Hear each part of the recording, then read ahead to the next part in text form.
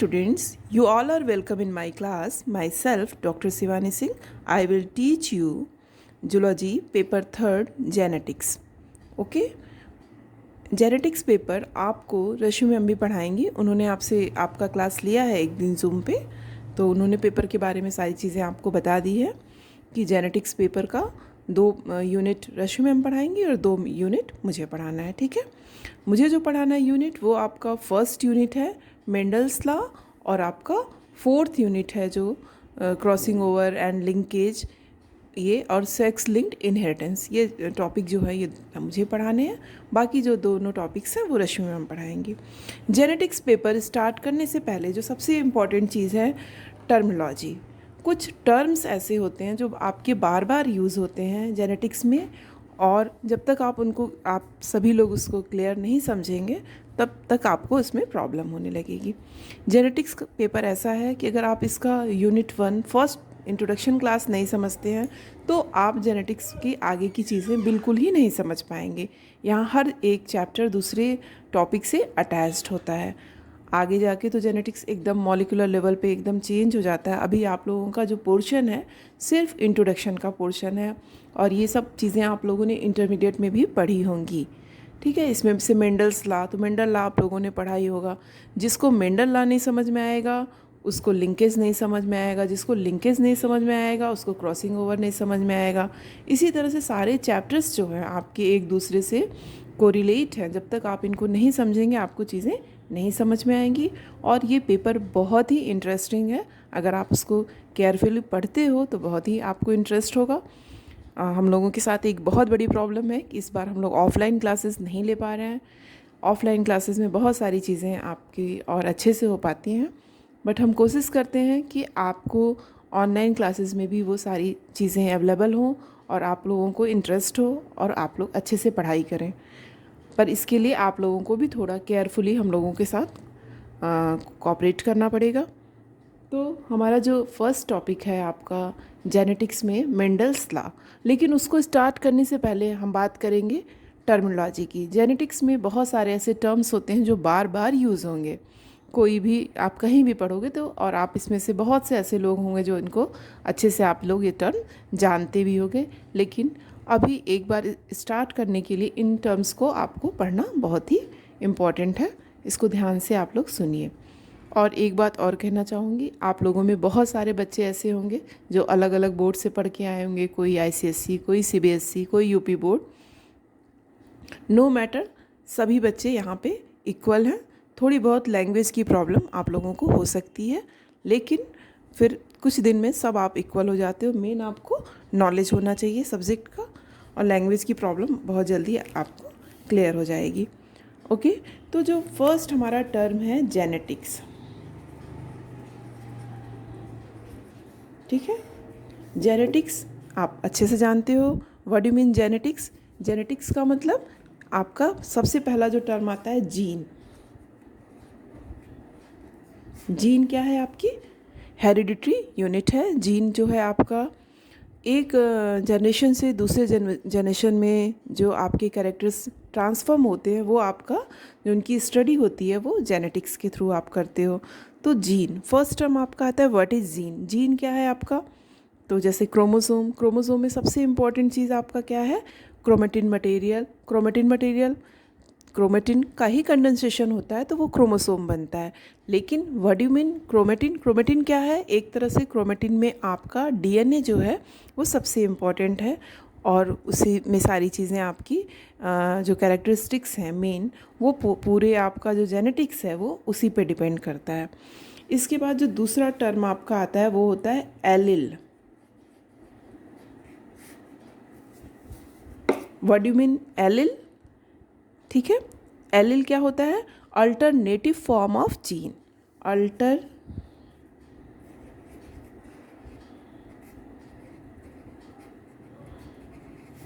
Form of gene. Alternative form of gene क्या हो गया आपका? जैसे कोई अगर कैरेक्टर है, जैसे अगर हम मानते हैं कि लेंथ, लंबाई, लेंथ आपका एक कैरेक्टर है। इसके दो एलिल अल्टरनेटिव फॉर्म हो सकते हैं, या तो वो लॉन्ग भी होगा या वो शॉर्ट होगा। लंबाई कम भी हो सकती है, लंबाई ज़्यादा भी, लार्ज भी हो सकता है और स्मॉल भी हो सकता है। तो आपका इसको हम यहाँ स्मॉल नहीं लिख, ऐसे नहीं लिखते हैं, हम इसको स्मॉल एल कर देते हैं। तो ये आपका एक दूसरे का वो क्या है, एलिल फॉर्म है लेंथ ही, एक कैरेक्टर है लेंथ और उसका एल और स्मॉल एल एक दूसरे के एलिल हैं, ठीक है। तो what do mean allele, alternative form of gene are called allele. ओ ठीक है। इसके बाद एक और बहुत आपका बार बार अगर आप जेनेटिक्स पढ़ रहे हो तो दो टर्म आपका आता है, what do mean somatic cell and gametic cell. Somatic cells क्या हैं, वो सेल्स जिनका रिप्रोडक्शन से कोई लेना देना नहीं होता है, उनको हम सोमेटिक्स बोलते हैं, जो रिप्रोडक्शन से रिलेटेड नहीं होता है।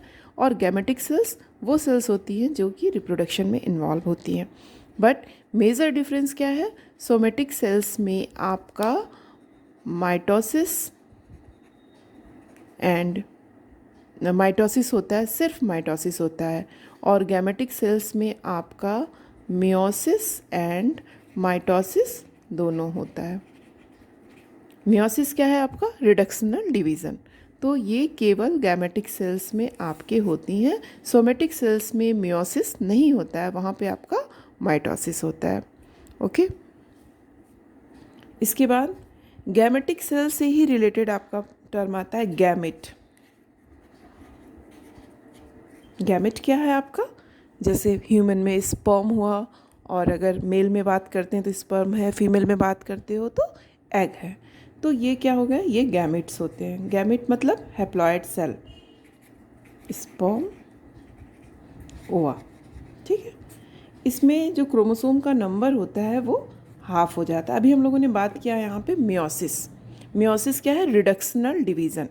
जो आपका मेन जो इंडिविजुअल आप जनरली सभी 2n होते हैं, मियोसिस होने के बाद वो आपका n रिडक्शनल डिवीज़न हो जाता है।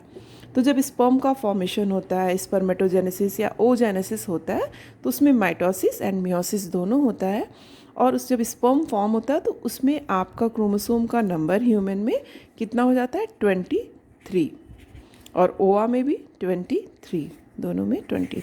जब ये स्पर्म और ओवा फर्टिलाइज होते हैं तो आपका क्या बनता है, जाइगोट। अब 23 मिलकर कितने हो जाएंगे, 46, और आपका 2n हो गया, ठीक है। अब यही जाइगोट आपका फिर डेवलप होगा, फिर उसमें जो इंडिविजुअल फॉर्म होगा, फिर उसमें स्पर्म बनेगा, फिर ओवा होगा, अगर मेल है तो स्पर्म, फीमेल है तो ओवा, फिर वो उसका रिडक्शनल डिवीज़न हुआ, फिर वो आपस में फर्टिलाइज हुए तो फिर वो 2n बना। इसी पूरे प्रोसेस को बोलते हैं अल्टरनेशन ऑफ जनरेशन, कि जनरेशन आपकी इसी के थ्रू मेंटेन होती है। इसी टर्म को बोलते हैं अल्टरनेशन ऑफ जनरेशन। इसके बाद जो दूसरा सबसे इम्पॉर्टेंट टर्म आता है आपका बार बार, dominant and recessive. Dominant and recessive पढ़ने के पहले आपको होमोजाइगस और हेट्रोजाइगस एक टर्म होता है। जब सेम एलील होता है तो उसको होमोजाइगस बोलते हैं, और जब डिफरेंट एलील होता है तो उसको हेट्रोजाइगस। सेम एलील क्या, जैसे हमने अभी लेंथ की बात की, अगर आपका एल है तो ये होमोजाइगस कैरेक्टर हुआ कि इसमें कैपिटल एल, और अगर हेट्रोजाइगस ये होगा तो स्मॉल एल। अगर यहाँ पे स्मॉल एल का है तो स्मॉल एल, जब दोनों एलील सेम होंगे तब वो होमोजाइगस कहलाते हैं, और जब डिफरेंट एलील होता है, एक कैपिटल और दूसरा स्मॉल, तब उसको हेट्रोजाइगस टर्म बोलते हैं। अब डोमिनेंट एंड रिसेसिव की बात करते हो आप। डोमिनेंट मतलब प्रभावी, रिसेसिव मीन्स अप्रभावी, ठीक है। डोमिनेंट तो हेट्रोजाइगस कंडीशन में अगर एक कैपिटल एल है, एक स्मॉल एल है, तो जो कैरेक्टर शो होता है, दोनों अलग अलग कैरेक्टर शो करेगा, ये शॉर्ट होगा, ये लार्ज होगा। जो कैरेक्टर शो होता है हेट्रोजाइगस कंडीशंस में वो आपका डोमिनेंट कैरेक्टर होता है, और जो कैरेक्टर शो नहीं होता है वो आपका रिसेसिव कैरेक्टर होता है। ओके, तो ये टर्म हुआ आपका डोमिनेंट एंड रिसेसिव। अब इसके बाद जो दूसरा टर्म आपका आता है वो होता है monohybrid and dihybrid. Monohybrid means जब हम सिर्फ एक कैरेक्टर की लेके स्टडी करते हैं तब हम उसको मोनोहाइब्रिड बोलते हैं। जैसे अगर capital R R cross with small R, जैसा आप लॉ ऑफ डोमिनेंस में करते हो, तो ये आपका कहलाता है मोनोहाइब्रिड क्रॉस।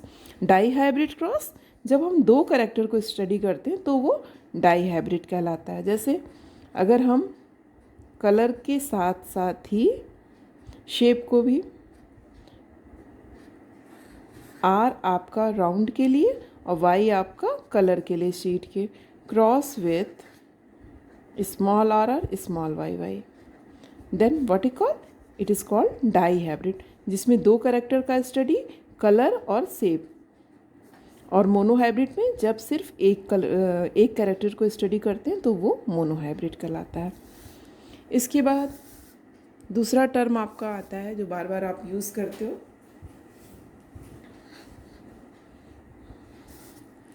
F1 जनरेशन और F2 generation. What do mean F1 generation and F2 generation? इसको समझने के लिए हम एक क्रॉस बनाते हैं, तो देखते हैं।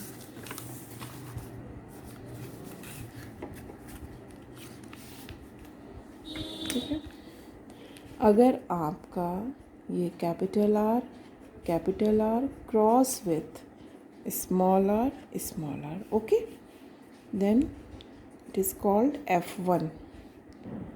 ठीक है, सॉरी, ये कहलाता है आपका P1 मतलब फर्स्ट पेरेंट, तो इसको फर्स्ट पेरेंट कहलाता है। और ये आपका जो कैपिटल आर है, ये कलर मतलब इसका फिनोटाइप जो होगा वो रेड और इसका फिनोटाइप वाइट। ओके, रेड और वाइट, और ये भी होमोजाइगस है और ये भी होमोजाइगस ही है। एक इसमें मेल हो जाता है और दूसरा इसमें फीमेल हो गया। ठीक है, कोई भी हो सकता है, ये मेल ये फीमेल। अब जब इनका क्रॉस होता है तो सबसे पहले क्या बनेगा, गैमेट बनेगा इसका। तो गैमेट में नंबर हाफ हो जाता है, जैसा आप लोगों ने अभी पढ़ा। तो आपका 2n है तो डबल आर, और गैमेट बनने पर ये आर हो जाएगा। इसका गैमेट बनेगा तो क्या होगा, एक आर हो जाता है। ओके, अब ये जो है आपस में जब इनका फर्टिलाइजेशन हुआ तो ये क्या बना लिए, capital R small R. This is called F1। ये आपका क्या कहलाता है, F1। ये आपका क्या है, हेट्रोजाइगस। ये रेड ही होगा क्योंकि आर, कैपिटल आर जो है वो डोमिनेंट है और स्मॉल आर रिसेसिव है, तो ये आपका हेट्रोजाइगस रेड। और यहाँ पे क्या था, ये होमोजाइगस रेड। और अगर इसी F1 को सेल्फ क्रॉस कराया जाए, सेल्फ क्रॉस का मतलब क्या है, जो F1 के प्रोजीनी है, जो उनके ऑफस्प्रिंग है, जो उनके चिल्ड्रंस हैं, अगर उसी में एक मेल और एक फीमेल में आपस में क्रॉस कराया जाए तो इसको बोलते हैं F1 सेल्फ क्रॉस। ठीक है, तो अब फिर क्या हो गया, अब फिर इसमें गैमेट बनेंगे आपके। तो इस बार दो तरह के गैमेट बनेंगे, एक कैपिटल आर, दूसरा स्मॉल आर। यहाँ भी कैपिटल आर और स्मॉल आर। अब F2 क्या है, जो दूसरे जो जनरेशन में जो प्रोजीनी मिलते हैं उसको हम F2 कहते हैं। आप इसको ऐसे बना सकते हो स्क्वायर शेप में। अगर ये आर आर एक फीमेल हो गई और एक आर आर मेल हो गया इसी में, तो ये आपका एक कैपिटल आर, दूसरा स्मॉल आर, ये कैपिटल आर और ये स्मॉल आर। तो यहाँ हो जाएगा आर आर, ये आर एंड आर, ये आर आर और ये आर आर। ठीक है, तो इस तरह का जो रिज़ल्ट मिलता है, अभी तो हम लोग ये सब चीज़ें पढ़ेंगे। जो दूसरे जनरेशन में जो प्रोजीनी मिलते हैं उसको हम बोलते हैं F2 जनरेशन। ये मैंने क्रॉस इसलिए आपको बताया कि इसमें एक चीज़ और हमको आपको बतानी है, phenotype and genotype. What do you mean phenotype and genotype?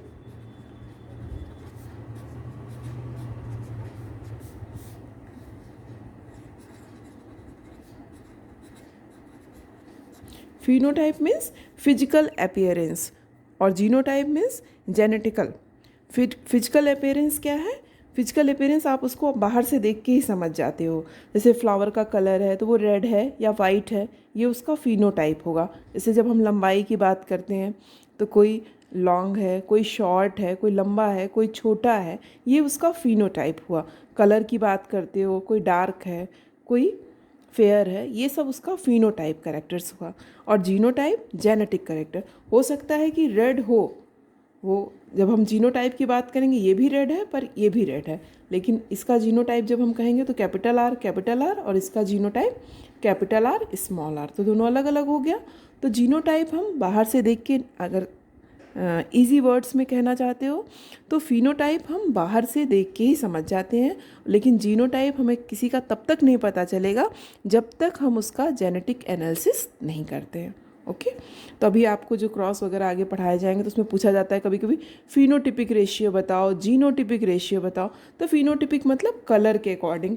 तो जैसे अगर इसी का हमको फिनोटिपिक रेशियो बताना होगा तो ये रेड हो गया, ये वाइट हो गया, ये भी रेड होगा, ये भी रेड होगा, ठीक है।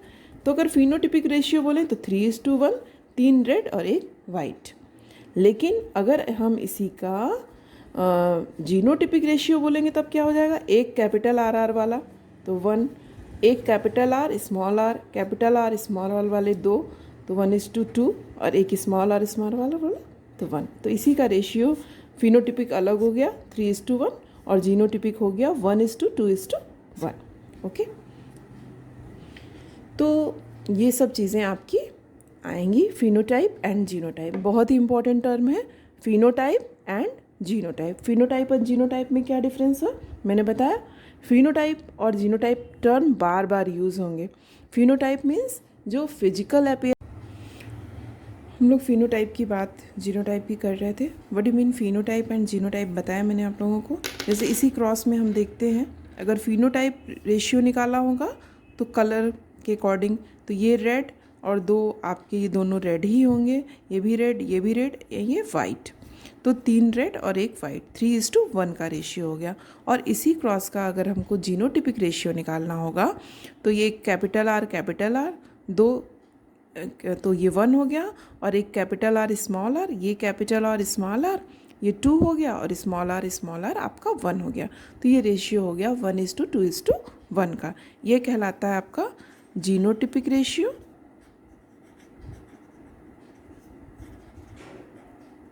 और ये कहलाएगा आपका फिनोटिपिक रेशियो।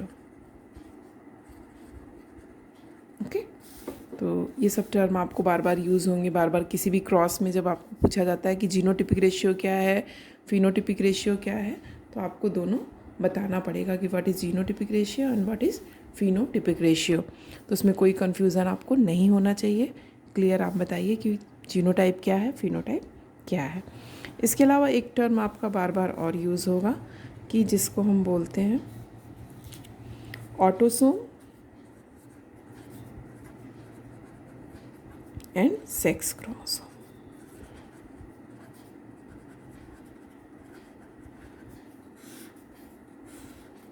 ऑटोसोम क्या है? वो क्रोमोसोम जिनका कि सेक्स के डिटर्मिनेशन में कोई रोल नहीं होता है, उनको हम बोलते हैं ऑटोसोम। और सेक्स क्रोमोसोम क्या होते हैं? वो क्रोमोसोम जो सेक्स को डिटरमाइन करते हैं, जैसे X and Y are sex chromosome.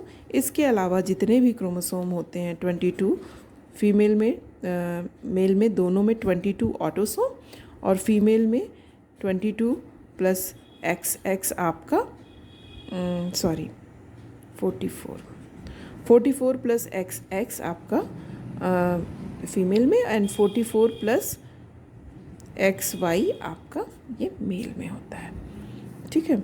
और सेक्स क्रोमोसोम का काम क्या है? सेक्स को डिटरमाइन करना। इसी से आपको पता चलता है कि वो मेल होगा या फीमेल होगा। और ऑटोसोम्स, इनका सेक्स के डिटर्मिनेशन में रोल नहीं होता है, लेकिन इनका बॉडी के और वर्क्स में बहुत ही रोल होता है। तो एक चीज़ और बहुत इम्पॉर्टेंट है कि आपके ऑटोसोम्स पे जीन्स का नंबर ज़्यादा होता है in comparison to sex chromosome. Sex chromosome का मेन काम सेक्स को डिटरमाइन करना होता है, इनमें जीन का नंबर कम होता है। इसीलिए अगर ऑटोसोम के नंबर में कोई प्रॉब्लम होती है तो वो ज़्यादा कॉम्प्लिकेटेड हो जाता है in comparison to sex chromosome. और सेक्स क्रोमोसोम में भी एक चीज़ जान लीजिए आप, एक्स एंड वाई, कि एक्स क्रोमोसोम पे जीन का नंबर ज़्यादा होता है और वाई क्रोमोसोम में जीन का नंबर कम होता है। एक्स पे जीन का नंबर ज़्यादा और वाई पे जीन का नंबर कम। इसीलिए सोमेटिक सेल्स में दो एक्स हो गया और मेल में एक ही एक्स क्रोमोसोम होता है। इसको इक्वलाइज करने के लिए, बराबर करने के लिए, फीमेल में एक एक्स क्रोमोसोम इनएक्टिव हो जाता है, बट गैमेटिक सेल्स में ये एक्टिव रहता है और फीमेल में, ऐसे सोमेटिक सेल्स में एक एक्स क्रोमोसोम इनएक्टिव रहता है और मेल में एक एक्स क्रोमोसोम। ये क्यों होता है? ये एक दूसरे को डोज को इक्वल करने के लिए, इसी को बोलते हैं डोजेस कंपनसेशन। ठीक है, डोजेस कंपनसेशन क्या है? डोज को इक्वलाइज करना, या यही जो आपका इनएक्टिव हो जाता है ये बार बॉडी बना लेता है। ओके, तो ये सब चीज़ें आपकी जेनेटिक्स में बहुत इंपॉर्टेंट है, आपको ये सब पढ़ना है। नेक्स्ट क्लास में हम लोग मेंडल्स लॉ के बारे में पढ़ेंगे। ओके, मेंडल लॉ के पढ़ने के लिए सबसे इम्पॉर्टेंट चीज़ क्या है आपकी, कि सबसे पहले हमको मेंडल की लाइफ हिस्ट्री पढ़नी होगी। जैसा कि अभी आप सभी लोग जानते हो कि वो चर्च में एक पादरी थे और उन्होंने जिस चर्च में वो थे उसमें ही उन्होंने पी का प्लांट लगाया और उसका जो उनको रिज़ल्ट मिलता था उसका मैथमेटिकल एनालिसिस निकाला, उसके डेटा तैयार किए और उस पर उन्होंने अपना आर्टिकल्स वगैरह लिखा। और मेंडल को फादर ऑफ जेनेटिक्स भी कहा जाता है। जबकि मेंडल ने जब काम किया तो उस समय उनको जीन के बारे में कोई नॉलेज नहीं था, लेकिन उसके बाद ही आपका जेनेटिक्स, उसके पहले भी बहुत सारे लोगों ने जेनेटिक्स पे वर्क किया, लेकिन सबसे मतलब इम्पॉर्टेंट काम जो आपकी शुरुआत जो जेनेटिक्स की हुई वो मेंडल से हुई, इसलिए उनको फादर ऑफ जेनेटिक्स भी बोलते हैं। कहीं कहीं पूछा जाता है what is the reason of success of Mendel. Mendel के सक्सेस होने का रीज़न क्या था? फर्स्ट, कि उन्होंने जितने भी कैरेक्टर्स लिए, सब रिज़ल्ट आया सभी का उन्होंने मैथमेटिकल एनालिसिस किया। दूसरा, उन्होंने जितने भी कंपैरेटिव कैरेक्टर्स लिए वो आपके डिफरेंट क्रोमोसोम पे सिचुएटेड थे। अभी हम आप आगे पढ़ोगे तो आपको समझ में आएगा कि ये उन्हें कुछ भी जीन के बारे में पता नहीं था, लेकिन उन्होंने जितने भी कैरेक्टर्स लिए वो डिफरेंट क्रोमोसोम पे सिचुएटेड थे। अगर वो सेम क्रोमोसोम पे सिचुएटेड होते तो शायद मेंडल इंडिपेंडेंट असॉर्टमेंट का लॉ नहीं क्लियर हो पाता। अभी आप पढ़ोगे कि व्हाट इज़ द मतलब क्या अंतर है आपका मेंडल इंडिपेंडेंट असॉर्टमेंट और लिंकेज का, कि अगर क्रोमोसोम आपके जो कैरेक्टर्स हैं वो उसके जीन अगर अलग अलग क्रोमोसोम पे सिचुएटेड हैं और अगर एक ही क्रोमोसोम पे सिचुएटेड हैं तो वो कैसे अफेक्ट करते हैं। अभी हम लोग आगे के चैप्टर्स में ये सब चीज़ें पढ़ेंगे।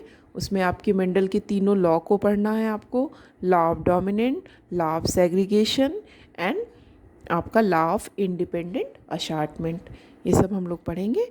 तो थोड़ा आपके पास, आप सभी बच्चों के पास जो भी बुक हो आपके, आप जिस भी मीडियम से पढ़े हो उसमें आपके पास सभी लोगों ने मेंडल लॉ ज़रूर पढ़ा होगा कहीं ना कहीं। तो आप अपनी बुक से एक बार आप थॉरोली फिर से पढ़िए और तब आपको नेक्स्ट क्लास हम लोग पढ़ेंगे तो उसमें और चीज़ें आपको बहुत क्लियर समझ में आएंगी। ठीक है, तो जो अब मेरा जो क्लास होगा वो हमेशा आपका जो होगा वो थर्सडे को होगा, मेरी क्लास थर्सडे को होगी और हम लोग ये जेनेटिक्स का पेपर पढ़ेंगे। इसमें 2 यूनिट पढ़ाना है, मैंने शुरू से ही बताया। हम मेंडल लॉ से स्टार्ट करेंगे, तो नेक्स्ट थर्सडे को हम लोग फिर से क्लास में लूँगी, उसमें हम लोग मेंडल लॉ पढ़ाएंगे। आज का क्लास आपका केवल एक जेनेटिक्स पेपर से एक इंट्रोडक्शन के लिए था। बुक्स का नाम आपको मैम ने बताया था, वही बुक आपकी सब हम इसी पेपर में सब कुछ आपका, जो भी बुक आप खरीदिए उसको पहले देख लीजिए, वो अपने सिलेबस ले लीजिए और सिलेबस से टैली कराइए कि वो पूरा सिलेबस आपकी बुक में कवर कर रहा है कि नहीं। और इसी सेमेस्टर का नहीं, नेक्स्ट सेमेस्टर का भी आप सिलेबस उसमें देख लीजिए, कि कभी कभी बच्चे बुक्स खरीद लेते हैं और उसमें नेक्स्ट सेमेस्टर में आपको जेनेटिक्स के साथ इवोल्यूशन भी पढ़ना है और उसमें इवोल्यूशन पोर्शन नहीं रहता है। बहुत सारी ऐसी बुक्स हैं तो आप ध्यान से देख के, जिसमें आपका पूरा सिलेबस कवर करता है, आप वो बुक लीजिएगा। ठीक है, जिस किसी को अगर कोई प्रॉब्लम होगी आप लोग मुझसे कंसल्ट कर सकते हैं, सबके पास नंबर है मेरा। ठीक है, thanks to all of you. Okay.